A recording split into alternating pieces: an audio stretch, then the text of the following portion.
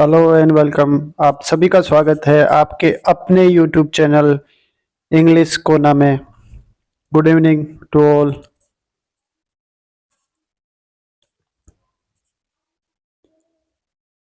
कल हमने स्टडी की थी स्पीच के बारे में, कौन से स्पीच के पार्ट्स होते हैं, कैसा सेंटेंस होता है, कितने प्रकार के होते हैं। तो जो स्टार्टिंग इंफॉर्मेशन थी स्पीच के बारे में वो हमने पिछले वीडियो में उसकी स्टडी की, उसके बारे में जाना।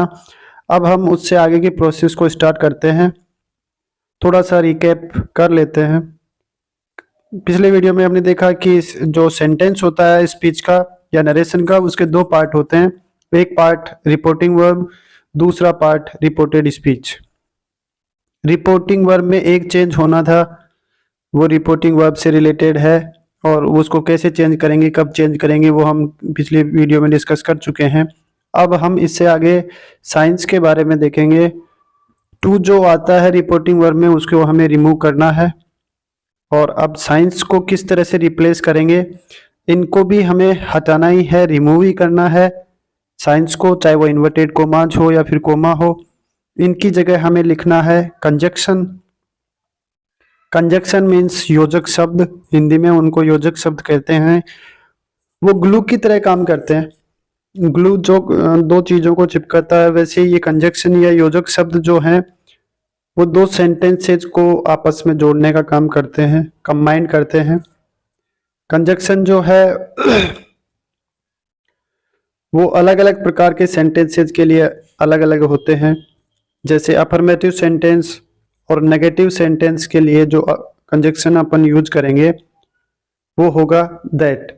ये अफर्मेटिव और नेगेटिव सेंटेंस होंगे रिपोर्टेड स्पीच में, और उनको देखकर हम कंजक्शन यूज करेंगे दैट। फिर यदि रिपोर्टेड स्पीच या इन्वर्टेड कोमास के अंदर इंटरोगेटिव सेंटेंस है, या फिर जिसे हम कहें क्वेश्चंस हैं, तो जो हम कंजक्शन यूज करेंगे वो दो टाइप के होंगे, क्योंकि इंटरोगेटिव सेंटेंस या क्वेश्चंस जो हैं वो भी दो टाइप के होते हैं। एक होता है स्टार्ट विथ हेल्पिंग वर्ब, सहायक क्रिया से शुरू होने वाले प्रश्न। दूसरे होते हैं स्टार्ट विथ WH वर्ड, जो कि रिपोर्टेड स्पीच में होंगे। तो यदि ऐसा सेंटेंस है जो सहायक क्रिया से स्टार्ट हो रहा है तो फिर उसके लिए कंजक्शन हम लगाएंगे इफ।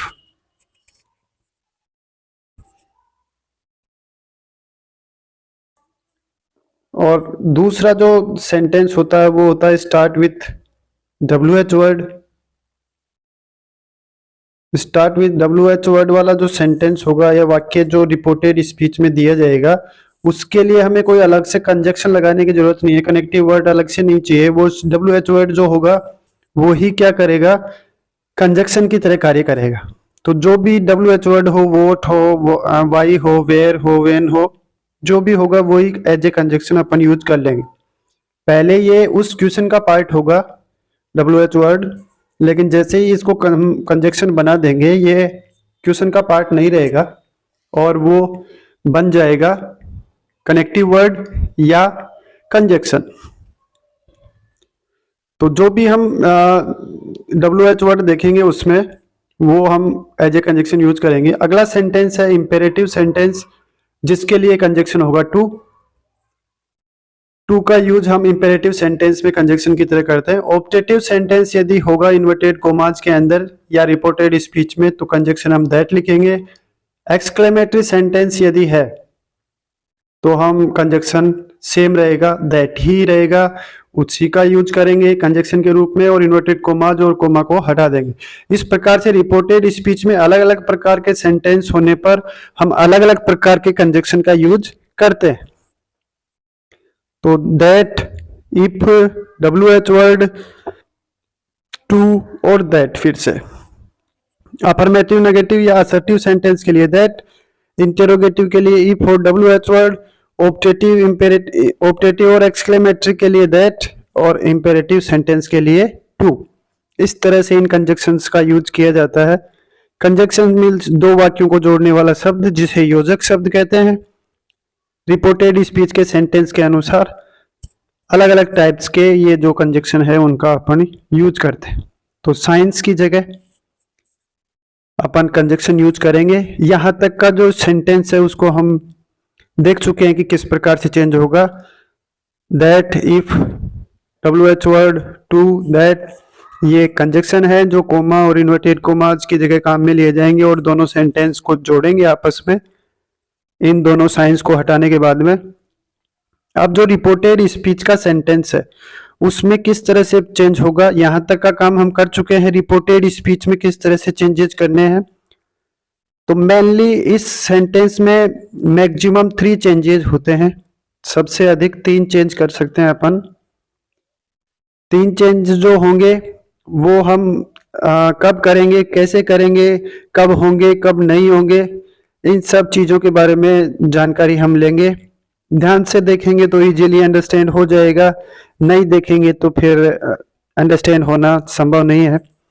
तो सेपरेटली देखना है रिपोर्टिंग वर्ब में क्या चेंज है, रिपोर्टेड स्पीच में क्या चेंज है, साइंस को हटाएंगे तो कौन सा कंजक्शन लगाएंगे, ये आप देख सकते हैं बोर्ड पे।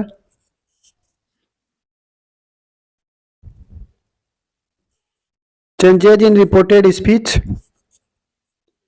रिपोर्टेड स्पीच मीन्स वो सेंटेंस जो इन्वर्टेड कोमास के अंदर है, उसमें हम किस तरह से कितने चेंजेस करेंगे, कैसे करेंगे, ये अभी हम जानते हैं।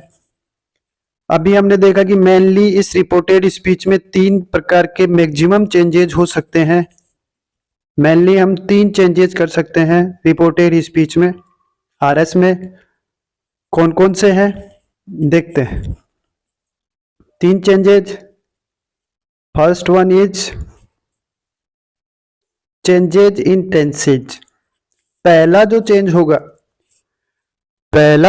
होगा वो होगा changes in tenses, means tense में परिवर्तन, काल में परिवर्तन। काल वो क्रिस 3 वाला काल नहीं है। दूसरा जो परिवर्तन है वो चेंज इन प्रोनाउंस। तीसरा जो चेंज है वो change in such words which denotes nearness of time and distance, मतलब ऐसे शब्द जो समय और दूरी के साथ करीबी दिखाते हैं या नजदीकी दिखाते हैं, उनके अंदर परिवर्तन। तो ये 3 मुख्य परिवर्तन है जो रिपोर्टेड स्पीच में होने हैं। कैसे होंगे, किस तरह से इजीली हम उनको अंडरस्टैंड कर सकते हैं, 1 बाय 1 हम इनको देखते हैं। रिपोर्टिंग वर्ब में जो चेंजेज होने थे वो हम पहले पढ़ चुके हैं। ये जो चेंजेज है वो हम पढ़ रहे हैं रिपोर्टेड स्पीच में, जो इन्वर्टेड कोमास के अंदर सेंटेंस है उसमें। ये ध्यान रखना है जो चेंज प्रोनाउन है, चेंज इन प्रोनाउन है, वो केवल रिपोर्टेड स्पीच के लिए है। रिपोर्टिंग वर्ब में यदि कोई प्रोनाउन है तो उसे हमें चेंज नहीं करना है। रिपोर्टेड स्पीच में 3 चेंजेज हैं, changes in tenses, changes in pronouns, change in such words which denotes nearness of time and distance. तो इनको 1 बाय 1 अपन स्टडी करते हैं, किस तरह से चेंज करना है, क्या करना है। इसके लिए हम डिटेल स्टडी करेंगे, डोंट वरी, सब कुछ आपको समझ में आएगा, ऐसी कोई बात नहीं है। So let's forward. पहला जो चेंज हम पढ़ रहे हैं वो है चेंज इन प्रोनाउंस। प्रोनाउंस में कैसे चेंज होगा, ये जो आप देख रहे हैं ये सभी पर्सनल प्रोनाउन कहलाते हैं। पर्सनल प्रोनाउन मतलब हिंदी में उनको व्यक्तिगत सर्वनाम कहते हैं। I, we, you, he, she, it, they, ये सभी जो है वो पर्सनल प्रोनाउन है।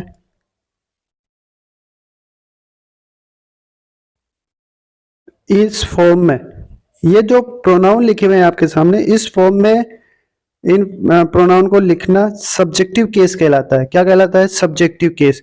सब्जेक्टिव केस में ये प्रोनाउन इस फॉर्म में होते हैं और इनको हिंदी में कर्ता कारक कहते हैं।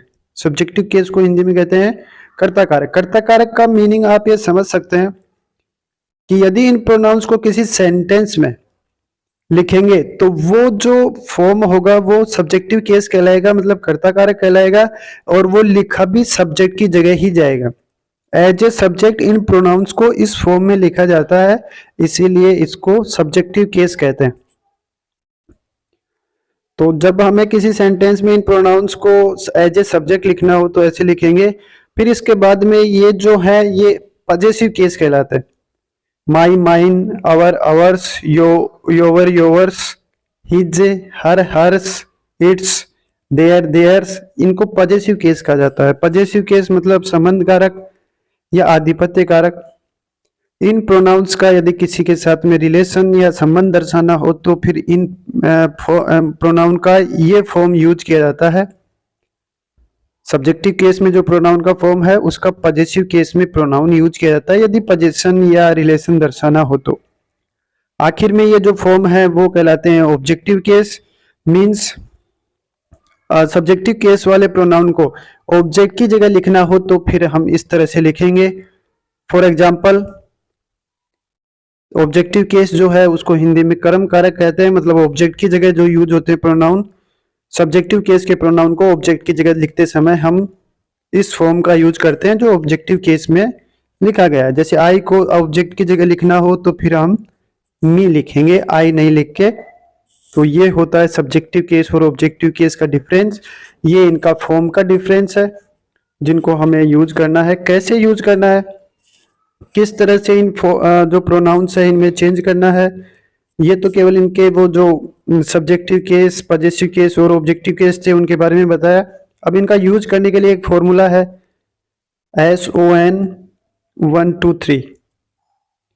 ये एक फॉर्मूला है जिसका हमें यूज करना है प्रोनाउन को चेंज करते समय, स्पीच में या इनडायरेक्ट स्पीच में बदलते समय।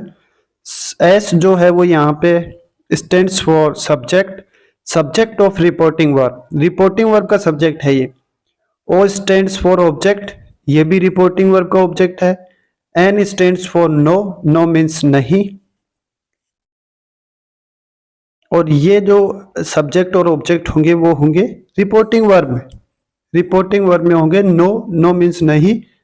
इसको छोड़ देते हैं एक बार। सब्जेक्ट और ऑब्जेक्ट जो है वो रिपोर्टिंग वर्ब में होंगे जो कोमा से पहले वाला सेंटेंस है वहां पे। तो मतलब SON जो है वो रिपोर्टिंग वर्ब में होगा। ये एक जो है वो फर्स्ट पर्सन प्रोनाउन के लिए है, ये जो 1 दिख रहा है, ये I और V, ये दो प्रोनाउन फर्स्ट पर्सन के प्रोनाउन होते हैं। ये सेकंड जो है दो जो है वो सेकंड पर्सन प्रोनाउन है जिसमें केवल एक ही प्रोनाउन आता है, वो होता है यू। ये 3 जो है वो थर्ड पर्सन प्रोनाउन के लिए है, ही सी इट दे, ये थर्ड पर्सन के प्रोनाउन है। अब 1 2 3 आपको मिलेगा रिपोर्टेड स्पीच में। ये कहाँ मिलेंगे, इन्वर्टेड कोमास के अंदर वाले सेंटेंस में मिलेंगे। वो जो SON है वो आपको रिपोर्टिंग वर्ब मतलब कोमा से पहले वाले सेंटेंस में मिलेंगे। तो इस बात को क्लियर ध्यान रखना है कि रिपोर्टेड स्पीच में प्रोनाउन होगा, चेंज उनको करना है रिपोर्टिंग वर्ब के सब्जेक्ट ऑब्जेक्ट के अनुसार। तो यदि फर्स्ट पर्सन का प्रोनाउन होगा, I और V होंगे, तो वो रिपोर्टिंग वर्ब के सब्जेक्ट के अनुसार चेंज किए जाएंगे। फर्स्ट पर्सन के दो ही प्रोनाउन है I और V, उनको यदि हमें चेंज करना होगा तो फिर हम रिपोर्टिंग वर्ब के सब्जेक्ट के अनुसार चेंज करेंगे। सब्जेक्ट के अनुसार चेंज करते समय हमें ध्यान रखेंगे कि वो जो है वो फर्स्ट पर्सन के प्रोनाउन को ही चेंज कर सकते हैं उसके माध्यम से सब्जेक्ट के अनुसार, और बाकी जो प्रोनाउन है दूसरे पर्सन के उनको सब्जेक्ट के अनुसार चेंज नहीं करते हैं। सब्जेक्ट जो है वो रिपोर्टिंग वर्ब का होना चाहिए। सेकंड पर्सन जो है, सेकंड पर्सन प्रोनाउन जो है वो यू अकेला, जो कि रिपोर्टेड स्पीच में होगा। रिपोर्टेड स्पीच में जो यू है या सेकंड पर्सन का प्रोनाउन है उसे हम जो रिपोर्टिंग वर्ब का ऑब्जेक्ट है उसके अनुसार चेंज करेंगे, रिपोर्टिंग वर्ब का ऑब्जेक्ट के अनुसार चेंज करेंगे सेकंड पर्सन को। रिपोर्टेड स्पीच में जो सेकंड पर्सन का प्रोनाउन है, मान लीजिए कि कई बार रिपोर्टिंग वर्ब में ऑब्जेक्ट नहीं होता है, तो उसके लिए फिर हम एक suitable according to the expression of the given sentence एक सूटेबल ऑब्जेक्ट हम इमेजिन करेंगे, और उस इमेजिनेशन के बेसिस पे हम एक सूटेबल ऑब्जेक्ट मान के सेकंड पर्सन का जो प्रोनाउन यू है उसको चेंज कर देंगे। लेकिन वो जो ऑब्जेक्ट हम इमेजिन कर रहे हैं वो उस सेंटेंस रिपोर्टेड स्पीच के सेंटेंस के एक्सप्रेशन के अनुसार ठीक होना चाहिए, सिंगुलर या प्लूरल जो भी है उसके अकॉर्डिंग हम एक प्रॉपर ऑब्जेक्ट की इमेजिनेशन करेंगे। और उसको लिखना नहीं है, केवल इमेजिनेशन करके उसको चेंज कर देना है। सेकंड पर्सन का जो प्रोनाउन यू है उसको थर्ड पर्सन के प्रोनाउन में हमें कोई चेंज करना नहीं है। और थर्ड पर्सन के